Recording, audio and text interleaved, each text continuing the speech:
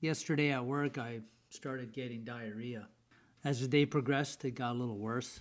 Last night around 1:33 in the morning, I wake up and all hell breaks loose. I'm vomiting, it's diarrhea, I'm in the tub. It was a disaster. Went back to sleep, couldn't get back to sleep. Maybe I got like a couple hours of sleep. The alarm goes off at 5 o'clock in the morning. I'm thinking I'm going to try to go to work. I went downstairs, ate a banana, felt like shit, came back upstairs, and the last thing I want to do is text my supervisor that I'm not going to work. I'm a regular guy just like you, or I need my 80 hours every 2 weeks. And I like to do my overtime when I can do overtime. So if I lose 8 hours of work, I'm already behind the eight ball in regards to, my financial responsibilities in this world every 2 weeks. So it makes me crazy. But at the end of the day, I did. Today is September the 16th. I'm at home crying the blues. I am getting better, but I did text my boss or my supervisor, super nice guy, and I told him that, I'm staying home because I'm on the ropes.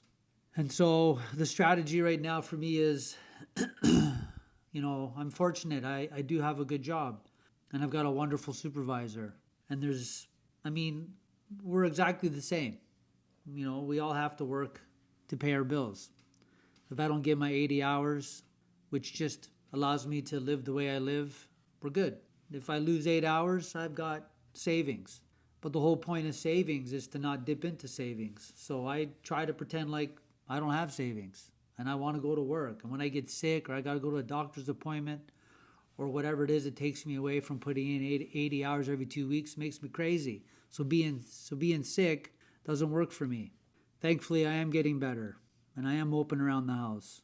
But now I'm in bed thinking, okay, now I'm eight hours behind. How do I make that back? So going back to work tomorrow, this is the strategy. I'm now going to work an extra hour every day, which isn't really an hour of overtime now, so that I can slowly over the next 2 weeks backfill the 8 hours that I'm missing today, so I can break even.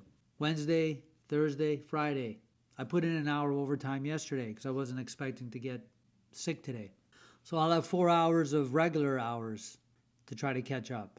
My better half is going away on a little 1 week holiday with her girlfriends. So that means I don't feel really bad about going in on Saturday, even though Saturday is going to be technically straight time. So that's going to be 5 hours.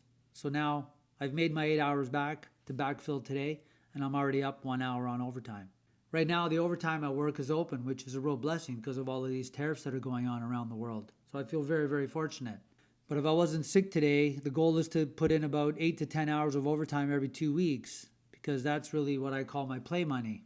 So the following week, I'm going to put in another 4 or 5 hours. So now I'm up about 4 or 5 hours of overtime. And then she's still not home next week.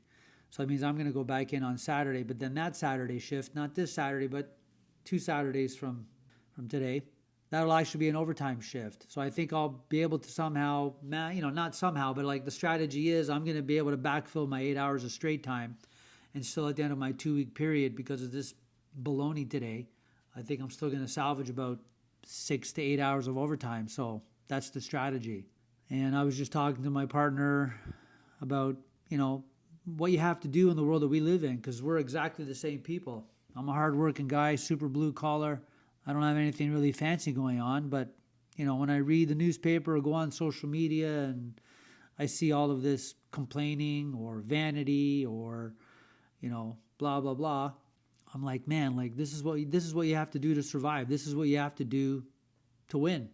And so we had just finished our holiday and we were talking about our holiday schedule, and I was saying to my better half that when you are disciplined and put in a bit of planning and are consistent, even at our level, which is Joe Blow regular, you can be successful. We just finished a 2 week holiday in September. So we have a whole year before the next year goes. This is our vacation schedule. And hopefully maybe you can find some benefit from this strategy because I'm not sure why it's so hard for a lot of people. Every 2 weeks I put $150 away towards what I call my vacation fund. I've got 7 or 8 bank accounts that I manage. I've got my primary, which is my checking, and then everything else is savings. But, they fall under the category of like property tax, car maintenance fund, Christmas fund, vacation fund, and so on to kind of keep me in line. And so $150 goes into my vacation fund every 2 weeks. Well, that's $300 a month. I'm not going on vacation for 12 months. So I know that by next September, I'll have $3,600 saved again to go on a vacation. The other part of my strategy when it comes to vacation strategies is that Kelly and I, we both completely kick ass when it comes to running our Aeroplan Visa, which is a travel points credit card. I'm not sure why more people aren't taking advantage of some of these credit card programs. Look at the credit card. You have to be responsible, obviously. But the credit card collects points every time you use it. Well, you got to buy groceries, got to put gas in your car, you got to buy stuff, which I lump into a category called consumables. So every week, I know that there's a real consumable behavior. Gas, groceries, and paying as many bills as I can. If I could pay property tax with my Visa, I would. But unfortunately, you can't. But I pay everything with my credit card because I know I'm collecting travel points. And I think the last time we looked, I think we were somewhere around 250,000 Aeroplan travel points. So flights are free. So you have free flights based on being responsible with your Aeroplan Visa credit card. And then you have the consistency of putting away $150 every 2 weeks times 12 months. So next year, if we want, we can go somewhere really nice for 10 days, have a $3,600 budget, and experience a vacation, and then repeat. But the point is, nothing's easy. And you got to put in the time, you got to put in the discipline, and you got to put in the effort. You got to have a bit of a strategy. And I'm just really lucky that today I'm 55 years old and I don't have to worry about what you think about me on social media. Now, I love social media, don't get me wrong, and the one that I love the most is YouTube. I love scrolling, I like watching videos, and I've got an array of interests. And right now, Kelly and I are going through the 6 seasons or so of The Sopranos on Crave, and so I'm watching some stuff on YouTube right now about The Sopranos.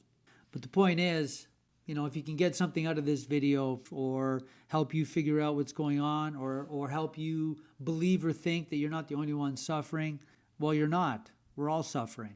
I'm depressed. I'm sad. I call it functioning depressed, I guess is what I kind of label it as. I've been to counseling. I talk to my partner all the time. I'm confused as to why. I've got ideas, the way my mom and dad raised me, the pressure society puts on us, money, are you a winner? Are you a loser? The things that you have, right? The world we live in is so shitty sometimes. And thankfully, I'm old enough to fight off most of that. And so, even though I am depressed and a bit sad at times, I think it's like a level 3, really, because I can still get up. I can still do everything I need to do. I've got clear strategies and I execute them. But I'm always thinking back and going, man, like, if I was 15 years old today, I'd be a disaster. The amount of pressure that I see on social media when I'm scrolling about the way you're supposed to look and how you're supposed to dress and the things that you have and the car that you drive, man, it's a disaster. And so I don't really know who's going to see this. I don't know what audience or what age group you're in or who you are. You just got to somehow find the peace within you to repel all of the fake bullshit pressure that we're in. And, settle yourself and, make a plan. And I know this is super dry and boring, but it's like you have to have discipline. You have to have a strategy. You have to have a plan, which really, if you think about it, it's like a little roadmap. How do you know where you're going to get if you don't even know how to get there? So this is what I'm doing today. I'm making a quick little video about the battles of being sick because I don't get paid for being sick. That's the battle, and that's the challenge. Hopefully this made some sense to whoever's watching this. All right, I'm going to wrap this up. I'm going to say thank you for spending a few minutes with me. Hopefully you found some value in this, and I'll talk to you on the next one. Have a nice day, everybody.